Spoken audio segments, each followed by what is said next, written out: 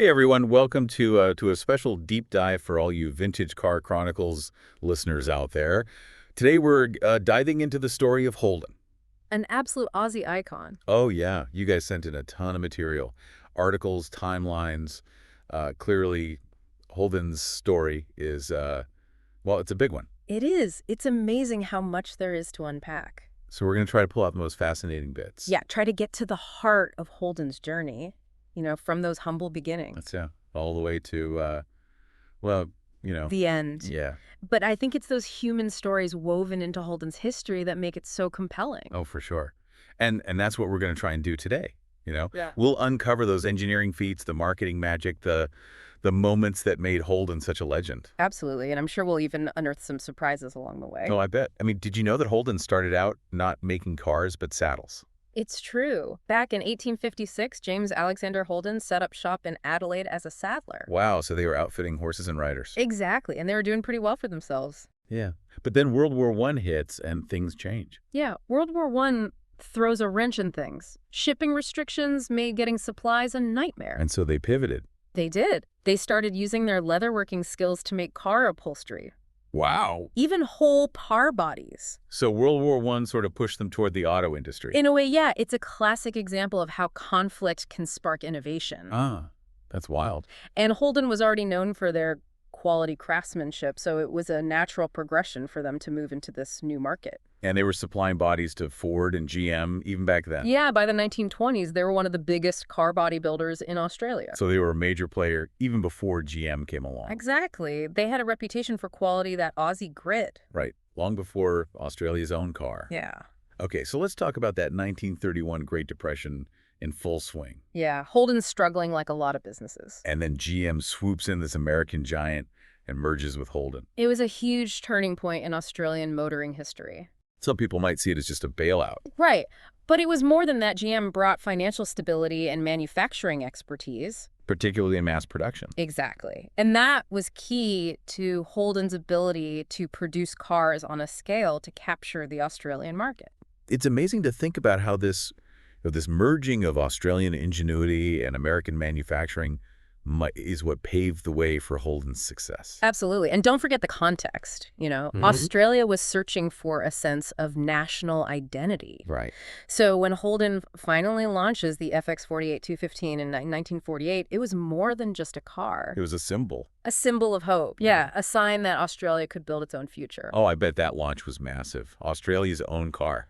That's powerful. It was huge GE. People lined up for blocks just to see this Aussie-built marvel. And the FX, it lived up to the hype. Oh, it did. It was tough, durable, built for Australian conditions, those rugged outback roads. Something a European car couldn't handle. Not a chance. So it was a great car, not just driven by patriotic sentiment. Exactly. It was practical, reliable, and affordable.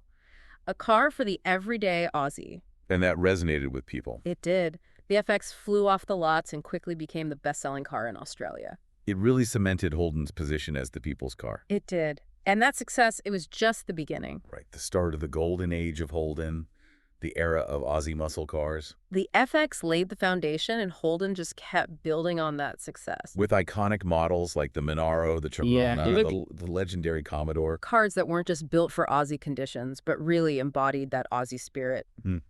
Bold, powerful. Ready for anything. And they didn't just stick to family cars.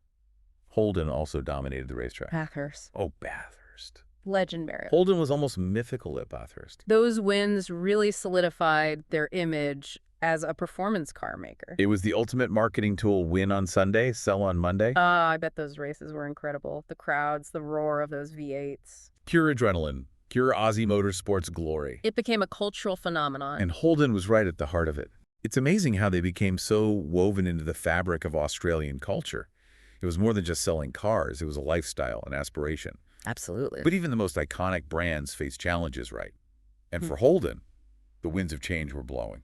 That's right. As we head into the 1980s, things start to shift. The Australian car industry faces pressure from imports, and then there's the button car plan. Aimed at making local manufacturers more competitive. And that's going to have a huge impact on Holden, leading to some controversial decisions. And I'm guessing one of those decisions involved a certain VL Commodore and a certain Japanese engine. Ah, yes, the VL Commodore and its Nissan RB30 engine. Vintage Car Chronicles listeners. Oh. I know you're out there and I can practically hear the gasps. A Holden with a Nissan engine? It was a bold move. That must have been a shock. Oh, absolutely. For many, it felt like sacrilege, like Holden was betraying its Aussie roots. But they were under pressure to improve fuel efficiency. They were, and the RB30 offered a solution. So it was a pragmatic decision, even if it ruffled some feathers. Exactly. And you know what? Despite the initial outcry, the VL Commodore was a success. Really? It showed that Holden was willing to adapt, to embrace new technology. Even if it meant shaking things up. Exactly. It's a real turning point in their story. You know, this tension between staying true to their Aussie identity and evolving to survive. Yeah, and that tension, that struggle to find their footing would continue to play out in the years to come. And we've got a lot more to explore: the decline in market share, the rise of cheaper competitors, The move to offshore manufacturing. all those factors that eventually led to Holden's demise. It's a complex story with lots of twists and turns ahead. So stay tuned, Vintage Car Chronicles listeners, because in the next part of this deep dive, we'll delve into Holden's fall from grace. Okay, so we're back and ready to really get into the later years of Holden's story. You know, last time we were talking about how they were trying to balance staying true to their roots while also adapting to this changing market.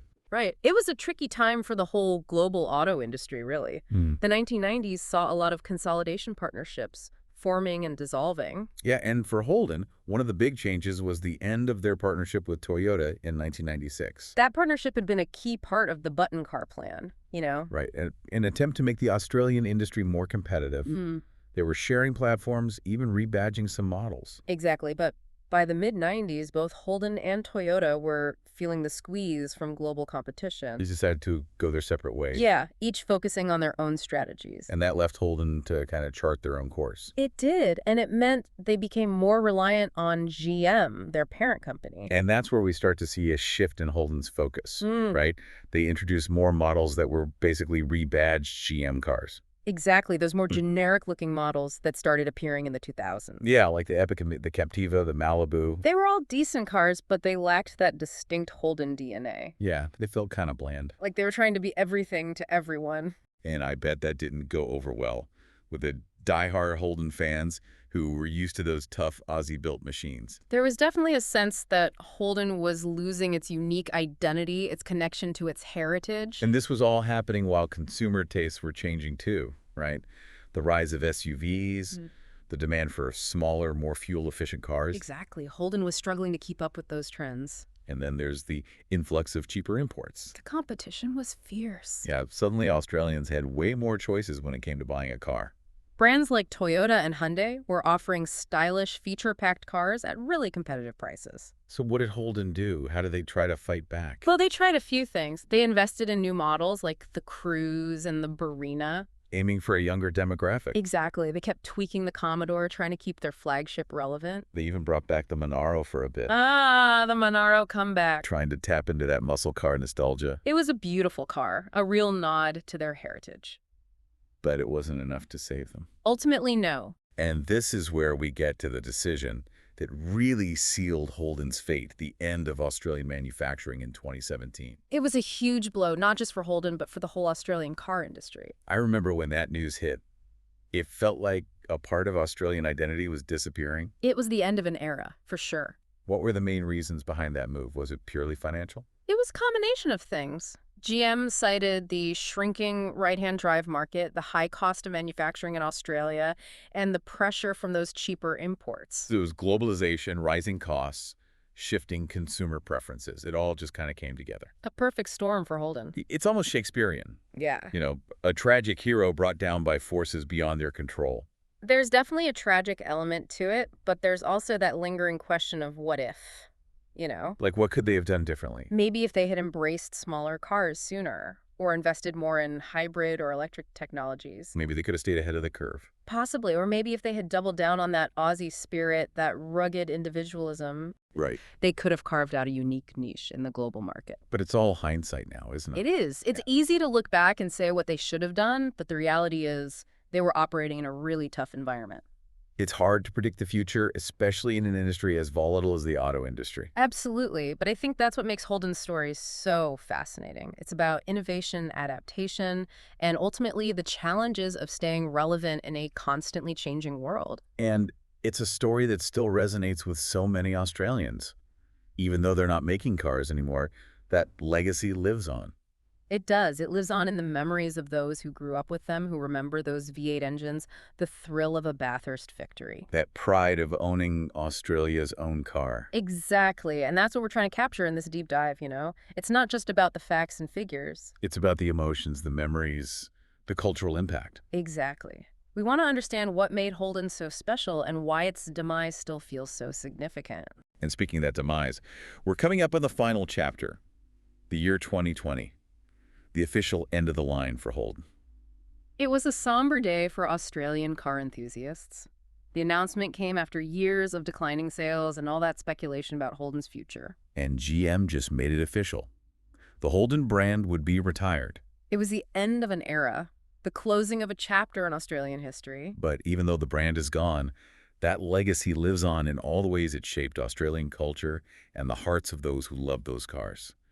And that's something we'll explore more in the next part of this deep dive. So here we are, at the end of the road for Holden 2020, the year it all came to a close. A bittersweet feeling, isn't it? Sad to see such an iconic brand disappear, but also a chance to think about what Holden meant to Australia. Yeah, you really hit it there. It wasn't just about a car company closing, it was something bigger. Yeah. That fading of a certain era, a way of life connected to Holden. Exactly. I mean, think about all those classic Aussie films and TV shows.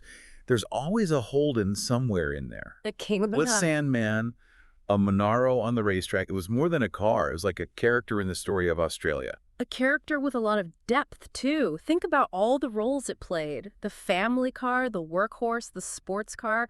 It was a brand that could appeal to almost everyone. Yeah, from the tradie to the businessman to the young family. And it's really interesting, the sense of community Holden created among its fans. It was like joining a club. Oh, absolutely. There was a real camaraderie among Holden enthusiasts. They had their clubs, their events, their own language even. They knew everything about these cars. A secret society bound together by their love of Holdens. Exactly.